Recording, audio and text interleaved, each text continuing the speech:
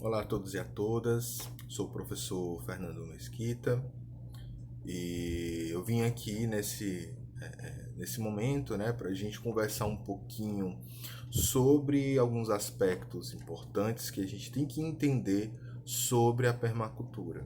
E dentro desse contexto, a gente entendendo um pouquinho sobre principalmente o aspecto filosófico, social, dentro da permacultura, a gente acaba se deparando com um conceito chamado resiliência, que difere muito do que a gente ouve falar aí, principalmente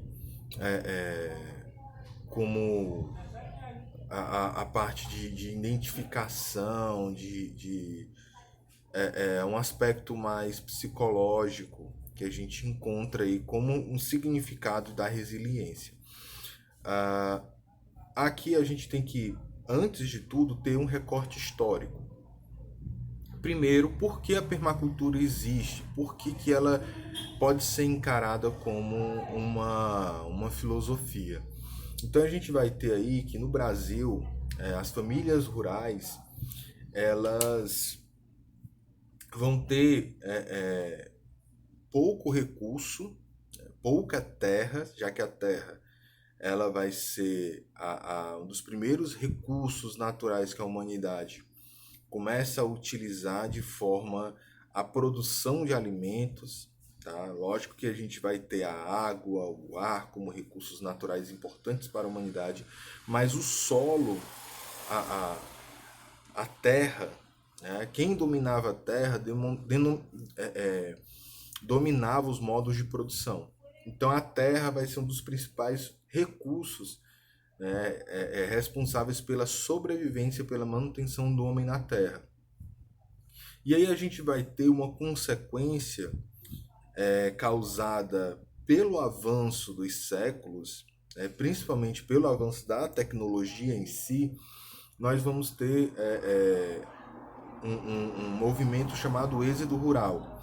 Então as pessoas estão saindo do campo para as grandes cidades para que possa é, ter condições de manter a sua família. E aí a gente tem essa característica do êxodo rural. Com o êxodo rural, a terra ela vai ser, não diria abandonada, mas ela vai ser deixada para trás e as pessoas, boa parte da mão de obra vai para as grandes cidades e aí a gente vai ter a formação de conjuntos habitacionais, de comunidades e assim por diante. Antes, essas pessoas eles eram do campo, e isso é bem importante da gente lembrar. Essas pessoas eram do campo e vêm para a cidade para trabalhar, para conseguir se manter, porque lá no campo eles não estavam conseguindo se manter. E por que aconteceu isso? Por que as pessoas saíram do campo, saíram ali da terra onde eles nasceram, para ir para os grandes centros urbanos trabalhar? Então, isso aí tem a ver com um negocinho que eu já falei para vocês, que foi a Revolução Verde, onde os grandes proprietários de terra eles começam a desenvolver mais tecnologia, principalmente para a agricultura, o que a gente vai chamar depois, né, com mais tecnologia de agricultura de precisão, e eles vão proporcionar um grande pacote, né, econômico chamado agroindústria e o agronegócio também, né? Então eles vão, vamos dizer assim, mecanizar o campo, que a gente vai chamar de Revolução Verde. Junto com isso, vem o melhoramento de plantas, vem o uso de controle químico para pragas e doenças, a adubação química. Então tudo isso em prol da grande produtividade. Só que o grande agricultor, ele se preocupava não apenas em produzir, mas produzir um produto específico. E aí a gente vai ter a questão da soja, as grandes monoculturas, né? Uma só cultura sendo plantada em uma grande área. Essa expansão agrícola, ela foi engolindo esse agricultor familiar que a gente está falando aqui. Com isso, ele não vê opções para conseguir competir com aquele grande produtor que está produzindo ali em grande quantidade um só produto. Então ele acaba não entrando nessa competição aí com grandes agricultores e ele vê o seu produto totalmente desvalorizado. E aí, pessoal, a gente tem esse êxodo rural. Então o trabalhador do campo ele vai para a cidade, né, vende a sua terra. Geralmente essa venda, não estou dizendo que sempre foi assim, que sempre vai ser para essas pessoas, mas geralmente quando há essa venda da terra, geralmente é para um grande produtor. E aí ele vai ficar com uma área cada vez maior para poder competir com outros grandes produtores. E aí a gente vai ter um pequeno grupo de pessoas dominando todo o setor agrícola, todo o campo. E aqueles pequenos agricultores mudam-se para as cidades para viver aí nos grandes centros urbanos. E aí, pessoal, visto esse recorte histórico, a gente vai ter aí as grandes revoluções de 1960, 1970. Tá? Aqui no Nordeste, o êxodo rural, além desse aspecto da questão da terra, também teve as questões da seca, que fizeram que muitos agricultores saíssem, né, dos interiores, como a gente chama, e viessem para as grandes capitais, grandes centros urbanos em busca aí de novos recursos. E aí a ideia da permacultura, ela vem justamente nesse encontro histórico com a nossa realidade que temos hoje. Então, a ideia é trazer uma segurança para a família, tá? Para aquelas famílias que ainda estão no campo, ou para aquelas famílias que estão tentando retornar para o campo, para que elas possam desenvolver todo o potencial das suas terras, para que haja um desenvolvimento humano sustentável, ou seja, a gente está promovendo um desenvolvimento social daquela sociedade, daquela família, daqueles pequenos agricultores, mas de forma sustentável. Então a permacultura ela vai se adaptando aí a essas transições que vão sendo feitas, principalmente na área do campo, mas também a gente tem vários relatos, várias técnicas sendo utilizadas também em centros urbanos, certo? E a gente começa lentamente aí promover em pequenas parcelas de terra, promover recursos disponíveis, ou seja, alimentos disponíveis, né, em condições em boas condições para a alimentação humana. Ou seja, hoje o grande problema da alimentação não é a quantidade, e sim a qualidade desse alimento. Então, produzir sem agrotóxico, produzir sem grandes adubações químicas, produtos realmente saudáveis, esse é o grande, vamos dizer assim, é o grande diferencial dos produtores hoje em dia. E não a grande quantidade, tá? E aí a gente cai aqui num princípio que é o princípio da ética dentro da permacultura, que ele fala o seguinte, que os sistemas básicos de sustentação da vida do planeta estão em crise, e continuar assim, a espécie humana, o Homo sapiens, ele pode entrar para a lista das espécies em perigos de extinção.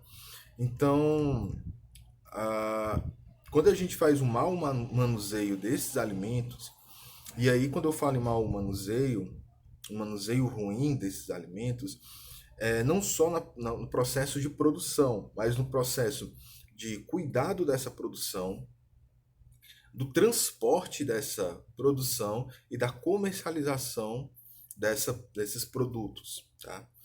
E o que a gente encontra muitas vezes é muita produtividade, certo? A gente tem um sistema que nem sempre é eficiente para levar os alimentos para onde as pessoas precisam, e muitas vezes a comercialização desses alimentos ela acaba sendo ou valor acima, ou então em locais específicos, as pessoas às vezes não têm acesso a esses alimentos e a gente vai ter um grande desperdício desses alimentos. E aí você pode olhar nesses grandes armazéns de vendas de frutas, legumes, que boa parte daqueles alimentos, vamos dizer assim, uns 40%, e eu estou extrapolando, tá, pessoal? Pode ser bem menos, como pode ser mais. Boa parte desses alimentos, eles são simplesmente jogados no lixo. Enquanto muitas pessoas estão precisando de alimento de qualidade, alguns alimentos são jogados diretamente no lixo. Então, o que está promovendo essa crise humana? O que está promovendo esse perigo de extinção da raça humana? Então a gente vai ter aí o próprio homem se destruindo. Seja ele por questão de negócio, seja ele por questão de evolução, entre aspas, né? Porque não é bem uma evolução que a gente está vendo. E aí a gente cai aqui, dentro dessa ética da permacultura, a gente cai aqui em alguns princípios básicos que são interessantes, que é, primeiro de tudo, o cuidado do planeta Terra. Então, o cuidado com os recursos naturais, com o equilíbrio ecológico que a gente vai ter nos sistemas. Tá? Então, se eu promovo esse equilíbrio, logo eu vou ter um cuidado com a terra, eu vou estar fazendo a manutenção desses sistemas naturais. Ah, o cuidado com as pessoas, e aqui eu abro um parêntese para falar sobre os impactos do ser humano no planeta, né? Mas também os impactos da vida humana como um fator de desenvolvimento e estratégia de sobrevivência. Então a gente tem que entender que não é só eu produzir com qualidade, mas é eu produzir com qualidade, levando qualidade de vida para as outras pessoas. E essas outras pessoas pode ser a nossa família, nossa comunidade, nosso bairro. Bom, assim a ideia é garantir o acesso de recursos básicos necessários à existência, reduzindo a necessidade de consumo de recursos não renováveis. Então, produtos industrializados, eles não entrariam aqui como esse cuidado das pessoas. Então, a priori, eu procuraria uma alimentação mais saudável, mais rica em vegetais, em legumes, em frutas, todas em natura. E assim eu vou ter aí uma boa saúde, vou diminuir vários problemas de saúde. E isso é o cuidado com as pessoas. Além disso, a gente tem com relação à distribuição de excedentes, que a gente já comentou, como é que acontece essa distribuição desses alimentos, quem consegue adquirir esses alimentos. A gente também tem um item aqui bem interessante que é o limite no consumo. É um aspecto interessante porque a gente tem que entender que todo sistema ele tem um limite, tá? É a ideia de que eu não posso desmatar tudo para plantar e não ter nenhum efeito sobre aquele desmatamento, daquele desmatamento sobre o que eu estou plantando. Muitas doenças de planta, doenças em animais, eles foram surgindo justamente por essa grande quantidade de seres habitando o mesmo ambiente, ou seja, causando um desequilíbrio.